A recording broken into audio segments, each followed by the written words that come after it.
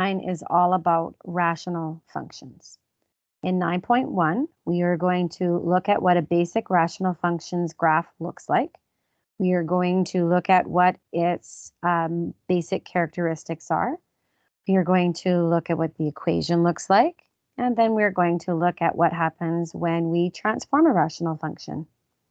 In 9.2, we are going to analyze rational functions. So again, still connecting the equation of a rational function with its graph. However, in 9.2, we are going to look at a bit of a different form of the equation that we are in 9.1. And then in 9.3, we are going to look at solving rational equations. Let's get started. We're going to start with graphing the function of f at x, which is equal to 1 over x. This is our basic rational function, and this is what we are going to be comparing to when we transform a rational function. It's always this basic function that we are transforming. We're going to start by filling in the table of values, then we're going to plot some points, and then we're going to look at what the basic characteristics are. Let's start with these given x values. We're just going to take each of these x values and just plug them into the equation of the function. So if f at x is equal to 1 over x and x is equal to -5, our y value is going to be -1 over 5. If x is -2, y will be -1 over 2. If x is equal to 1, 1 over -1 reduces to just -1. When x is equal to 0, we get 1 over 0, which is a bit of a problem because we cannot divide by 0. The word we use when we try to divide by 0 is undefined. When x is equal to 1, y is equal to 1 over 1, which is 1. And when x is equal to 3, we have 1 over 3. When x is equal to 6, 1 over 6. So let's go ahead and plot those points as best we can. We're going to have to do a little bit of estimation for some of those y values, but we should still be able to get a pretty good idea of what this function looks like. So where y is equal to -5, y is equal to -1 over 5. So we'll just put that pretty close to the x axis there. At -2, -1/2. At -1, -1. Now, how do we graph undefined? Well, when we have a y value that is undefined, what ends up happening is we have an asymptote there. So an asymptote is just a vertical line, in this case a vertical asymptote, a vertical line, and I'm going to dot it in. It is actually invisible, but we'll dot it in so we can see where it is. The graph cannot touch that line. So we'll write next to this vertical asymptote. That's what we end up getting when our y value is undefined. Let's keep going. We have 1, 1. We have 3, 1/3. And we have 6, 1 over 6. We'll just keep getting that closer and closer to the x-axis. So when we connect the dots, what ends up happening is we have a function that is underneath the x-axis. Then it passes through these points and then approaches the y-axis. It never actually touches that y-axis, but it gets really, really close. And same thing along here. It's approaching that x-axis, but never actually touches it. Then it's sort of like it hops over the y-axis, and then the graph comes down the y-axis. It's going to pass through these points, and then it approaches the x-axis that way. So a very different looking graph. It almost looks like two separate graphs, but it is not. It is one graph that has those two arms there. Our domain then. So you'll notice that our smallest x value is -infinity. Our largest x value is +infinity, but we do have this gap right in the middle. So our domain looks like this. It is the set of all x such that x cannot equal 0. Otherwise, x is an element of the real. So all the x values there are present with the exception of 0. Our range, well, you'll notice that our smallest y value is -infinity. Our largest y value is +infinity, but again, we have that jump in the middle. So we actually have both a vertical asymptote and a horizontal asymptote here. So our range is the set of all y, such that y cannot equal 0. Otherwise, y is an element of the real. So we do have a limited domain and range here. Our x-intercepts. Well, if our range is that y cannot equal 0, that means we are never touching or crossing the x-axis. That means we have no x-intercepts. Same thing with y-intercepts. If we've got a vertical asymptote, we're not crossing that y-axis, we have none. And so our asymptotes are as follows. We have a vertical asymptote that occurs at x equals 0. So again, we know that x cannot equal 0, but we are stating the asymptote where it is, which is at x equals 0. And then we also have a horizontal asymptote. So again, we're not crossing that line at very large values of x. So our horizontal asymptote is at y is equal to 0, a very different kind of function than the ones we've looked at so far. The function f at x equals 1 over x is called a rational function. And the reason we call it a rational function is because if we look at the form of this function, it kind of looks like a fraction or a rational number, and it's where the variable is. Because that variable is in the denominator, that's what is making it look like a fraction. That's what we call a rational. So the function f at x equals 1 over x is called a rational function since the variable is in the denominator, which means we need to be careful. That means that we are going to have non-permissible values, and it's those non-permissible values that are making these asymptotes come up. What is a non-permissible value? It's a value that makes the denominator 0. So because we have a variable in the denominator, we have these non-permissible values cropping up, and in turn we have the asymptotes coming up.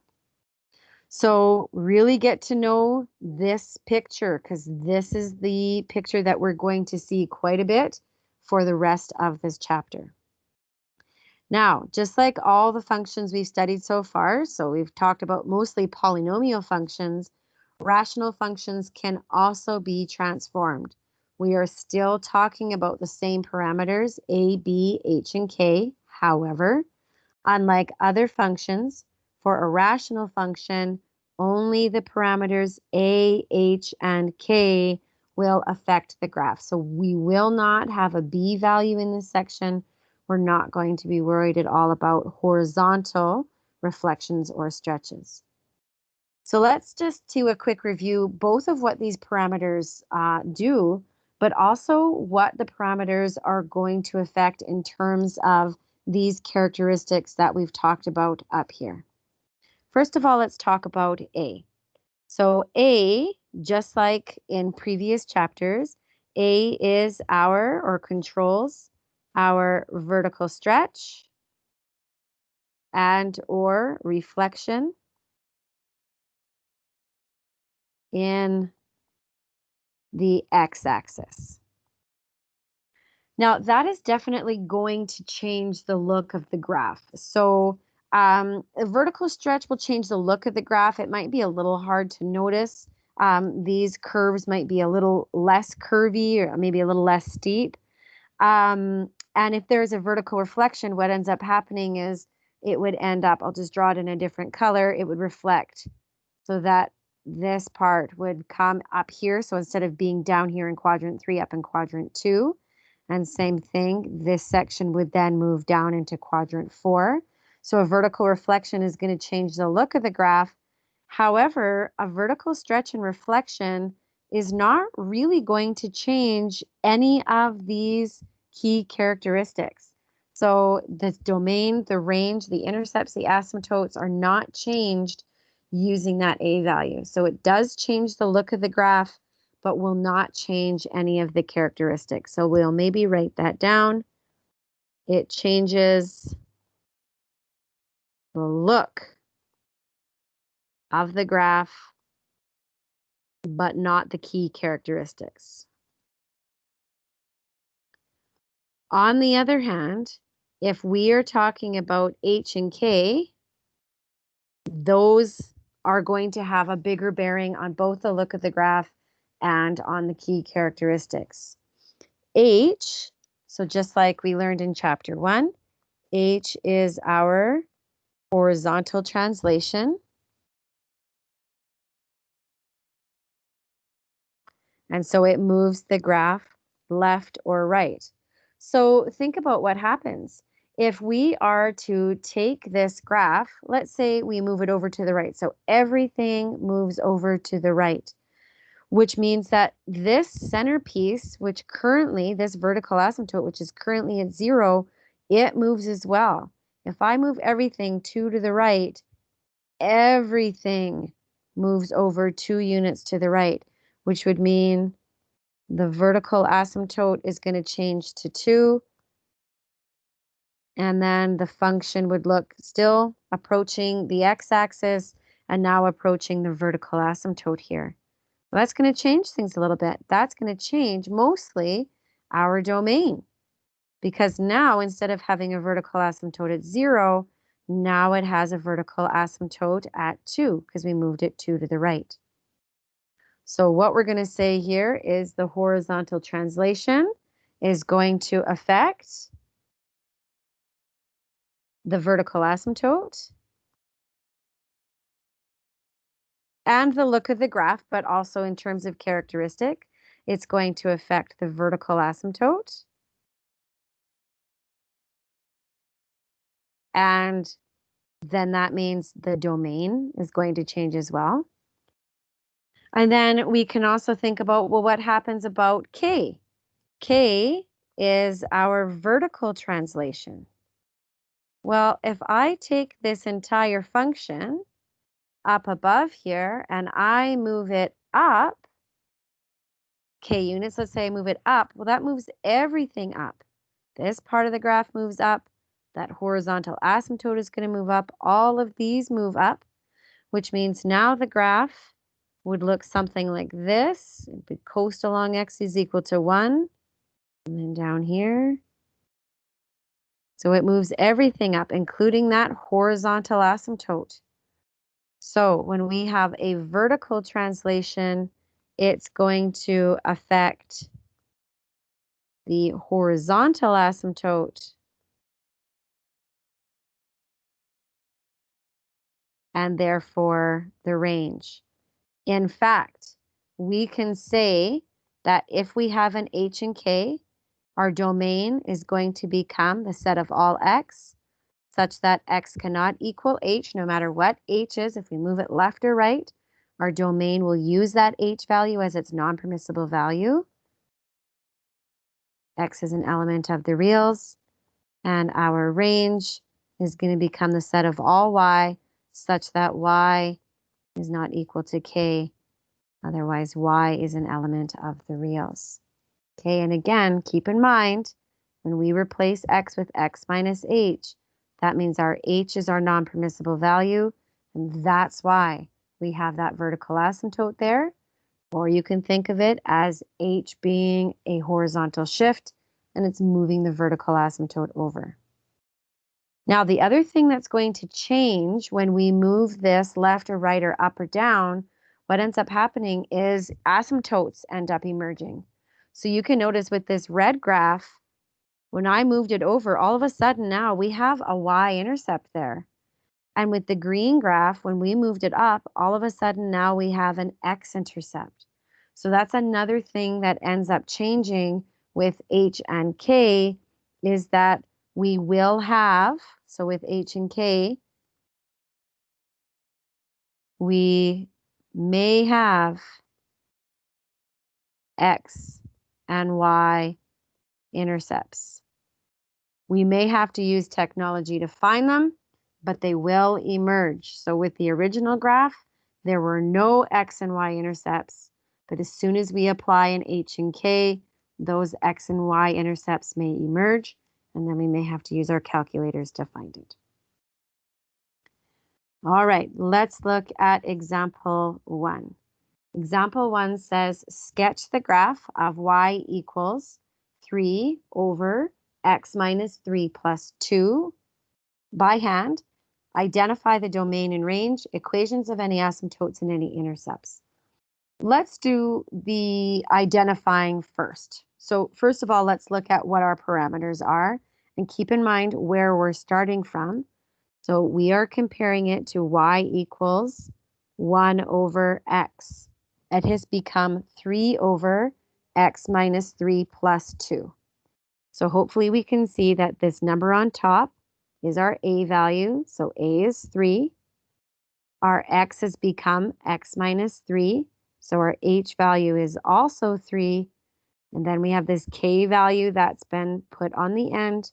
K is positive 2. So we hopefully can see that means that this has been moved 3 units to the right. From 1 over x, it's been moved 3 units to the right. And then 1 over x was moved 2 units down. Now, like we said above, that's going to change our domain and range, and it's going to change our asymptotes. Let's look at h first. Because our asymptote for 1 over x used to be at x equals 0, and now we've moved it 3 units to the right, that means we have a vertical asymptote at x equals 3. And we always write our asymptotes as equations. The vertical asymptote is always going to look like x equals. It also means that our domain is going to be the set of all x, such that x cannot equal 3. Otherwise, x is an element of the reals. We can also look at our k. K means we are moving 2 units. Oh, sorry, we're moving 2 units up because it's a plus 2. I apologize, 2 units up. That means our horizontal asymptote, which for 1 over x used to be at 0, now moves up and is at y equals 2. And horizontal asymptotes, we always write as an equation, and it's always going to be y equals. Our range then is going to be the set of all y, such that y cannot equal 2. Otherwise, y is an element of the reals. And what we can also do while we're explaining what the domain and range and asymptotes are, we can sketch them on the graph. And the way that we do that is we just use dotted lines. So even though our asymptotes are actually invisible lines, we do dot them in so we can see them. So I'm going to dot in that one at positive 3. And then the horizontal asymptote gets dotted in at 2. And the graph is not going to touch those lines. It's going to end up hopping right over it. Okay, so we've identified the domain and range. We've identified the equations of the asymptotes. Let's find the intercepts because we've moved it both to the right and up. We are having x and y intercepts emerge. So let's go ahead and find them. To find the x-intercept, what we do is we are going to let y equal 0. So 0 equals 3 over x minus 3 plus 2. And we need to solve this rational equation. I'm going to start by subtracting 2 on both sides. So the left side becomes negative 2. The right side becomes 3 over x minus 3. I'm then going to multiply both sides by x minus 3 to get the x minus 3 out of the denominator. That leaves us with 2 times x minus 3 on the left-hand side and 3 on the right-hand side. I'm going to divide both sides by negative 2. So we can start to isolate that x. So negative 3 over 2 on the right-hand side. And then we are going to add 3. So we get negative 3 over 2 plus 3, which gives us, which ends up giving us positive 3 over 2. So our x-intercept is at 1.5 or 3 over 2, 0. So we can go ahead and we can plot that 1.50. There's our x-intercept right there. Our y-intercept occurs where x is equal to 0. So we're going to go ahead and plug that in. So y equals 3 over 0 minus 3 plus 2. Simplifying, that's going to be 3 over 3 plus 2, which is equal to 1 plus 2, which is 3. So our y-intercept is at 0, 3. 0, 1. Oh, sorry, negative 1. Negative 1.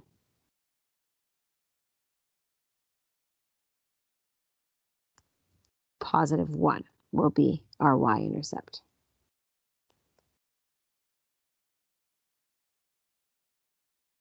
Okay, 0 minus 3 is negative 3. 3 divided by negative 3 is negative 1, plus 2 is positive 1. Okay, so we should sort of have an idea of what's happening here. This is going to come and pass through the x-intercept and through the y-intercept and then go down. But we know that that's not the whole picture, that we are going to need at least another couple of points over here. So what I'm going to do is I'm just going to choose a couple of points that occur on the other side of our vertical asymptote. And I'm going to choose x equals 4, first of all. I'm just going to take x equals 4 and plug it into the equation. So y equals 3 over 4 minus 3 plus 2, which is going to be 3 over 1 plus 2, which is going to give us 5. So I have the coordinate point 4, 5. I'm also going to choose x is equal to 6 just to give us another point. And I can tell that that's going to work nicely because the denominator will end up being 3.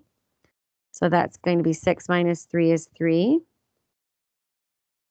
3 over 3 is 1 plus 2 is 3. So we have the 0.63.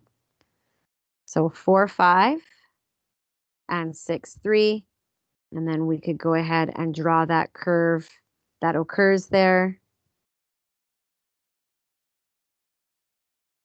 And there is the graph of our function. Not the prettiest graph, but there it is. So we used our transformations to identify our vertical asymptote and horizontal asymptote and our domain and range. We used algebra to figure out our x-intercept and evaluation to find our y-intercept, and then found 2 other points to draw the graph. Example 2. In example 2, we want to write the equation of the following graph in the form of y equals a over x minus h plus k. All right, so what we need to do when we are asked to write the equation in this form, we need to identify what the transformations are. So identify h and k, and then we're going to substitute for h and k into the equation. And then to find a, we're going to choose a point and substitute it in for x and y and solve for a.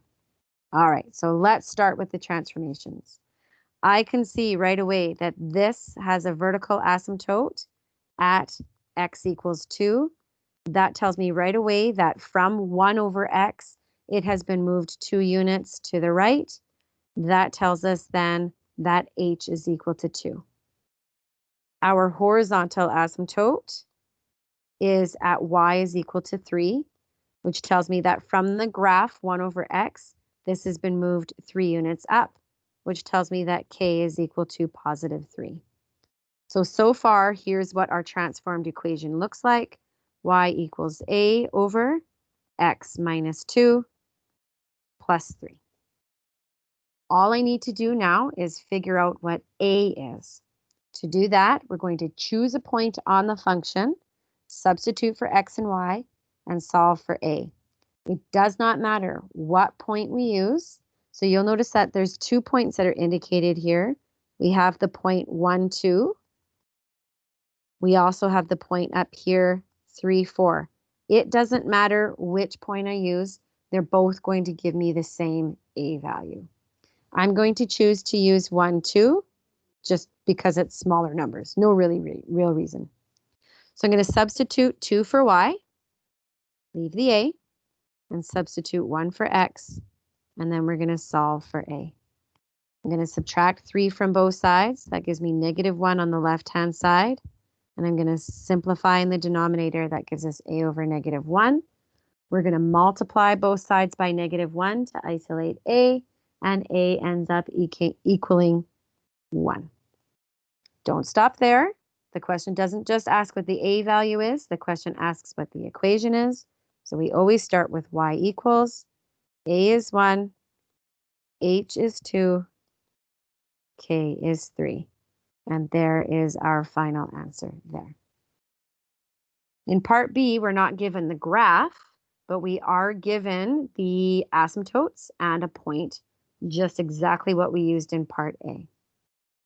All right, so it has a asymptote at x equals 2. Because it's in the form of x equals, we know this is our vertical asymptote. We have another asymptote at y is equal to 4. That's our horizontal asymptote. So we should be able to tell right away. That means our h is -2. Our k is -4. So far, that means that our equation looks like y equals a over x plus 2 minus 4. We are given a point on the graph, so we are going to substitute for x and y and solve for a. Y is -7, leave the a. X is -3 plus 2 minus 4. I'm going to add 4 to both sides, so -3 equals a over -3 plus 2 is -1. Going to multiply both sides by -1 to isolate a, and a is equal to +3. Don't leave it there. Actually answer the question. We want the equation. Y is equal to 3 over x plus 2 minus 4. And there is the equation of that rational function. Example 3. Describe the transformations when 1 over x is transformed to g at x equals 7x minus 23 over x minus 4. Now let's have a look at this. This form right here looks a lot different than what we're used to seeing in this part of the chapter. This one is, again, in a different form. So the first thing we want to do here is we want to change forms. We want to change this form to y equals a over x minus h plus k. So the form this one is in, we would refer to more as sort of an f at x over g at x. It's a quotient of polynomials versus this transformation form. So what we're going to do to convert to the other form is we're actually going to use something that we used in chapter 3. We are going to use synthetic division to help us convert to the transformation form. So we're going to start with the synthetic division. So I'm going to put that 4, that root of the denominator, in the corner. And then we are going to write the coefficients of the polynomial on top. So 7 and 23. Leave a space, draw a line. Bring down your first coefficient, which is 7. 7 gets multiplied by 4, which gives us 28. And then we add, and we get 5. Now, this seems very weird. Why are we using synthetic division? Well, it's actually not the synthetic division that's going to help us so much as the division statement. You'll remember this from chapter 3. The division statement was really important in expressing what our quotient and our remainder was. Same thing here. So this is what our division statement would look for like in this question. We start by writing the original division question. So 7x minus 23 over x minus 4 is equal to, we write our quotient. Our quotient here is 7 plus the remainder divided by the binomial. Have a look at this part of the division statement. We can see clearly right away. I mean, it's in a bit of a weird order, but we could change it around if we want. We could change it to 5 over x minus 4 plus 7 if we want. But either way, hopefully we can see our a value is 5, our h value is 4, and our k value is positive 7. So using those now, the parameters we know, we can go ahead and describe the transformations.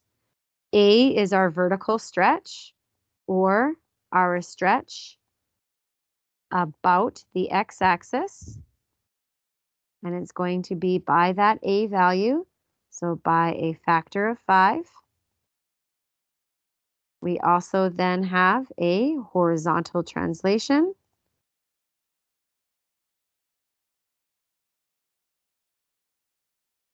Horizontal translation of 4 to the right, and a vertical translation of 7 units up. And then that would be the answer. So hopefully you notice in this question, does that mean that we can have another form of our rational function? Yes, we can. So do I always have to change it into the transformed function? The answer is going to be no. Sometimes, and you'll notice this in 9.2, we can analyze right from this form. But if we do want the transformations, we will have to convert it to the transformation form using synthetic division, and then we can know what the transformations are. All right, example 4. Example 4 says, identify the non-permissible values for each of the following functions. So again, let's just define again what a non-permissible value is. So an NPV is any value of the variable that makes the denominator equal to 0. And so that's how we're going to find the non-permissible value. We're actually going to take the denominator, we're going to set it equal to 0, and we're going to solve for the variable, and then that becomes our NPV. Let's start with this function right here. 2 over x minus 1 all squared plus 4. Let's take this denominator, x minus 1 all squared, and let's set it equal to 0. So let's break that rule so we can see what values of x make 0 happen. I'm going to square both sides to isolate x. Square root both sides. So square root of this gives us x minus 1. The square root of 0 is equal to 0. And I am considering the plus and minus root there, but 0 obviously doesn't have a sign, so it's just going to stay as 0. Then I'm going to add 1 to both sides, and I get x equals 1. But we know that we cannot have a denominator of 0, so our non-permissible value would be at 1. Let's look at this one. F at x equals 1 over x squared. So we're going to take the denominator, x squared, and set it equal to 0. Isolate x to see what values of x make that happen. Again, we're going to square root both sides. We are considering the plus and minus root, but 0 doesn't have a sign, so it's just going to be x is equal to 0. But we know x cannot equal 0 because that is what's making the denominator 0. And note that where these non-permissible values are, for the most part, that's where our vertical asymptotes are going to be. And then finally, let's have a look at this denominator. We have x squared plus 1. Let's set it equal to 0. This time I have to subtract 1 first from both sides, and I get x squared equals negative 1. Then I'm going to take the square root of both sides, but we should notice right away that we have an issue. We are trying to take the square root of negative 1. Can we take the square root of a negative number? No, we can't. This is not real. So I can't isolate x here. What does that mean? If I can't isolate x, if I can't find a value for x, that means that 1 doesn't exist. In this case, this graph has no non-permissible value, which means that graph will not have a vertical asymptote in it. So sometimes we will have rational functions that don't have non-permissible values, which means they don't have a vertical asymptote. We are also going to see that not all non-permissible values result in a vertical asymptote. Sometimes the result is a little different on the graph. So that wraps up 9.1, converting or transforming from 1 over x to a over x minus h plus k. Your job now, go ahead and try some of the textbook questions and then ask your teacher for any help should you need it.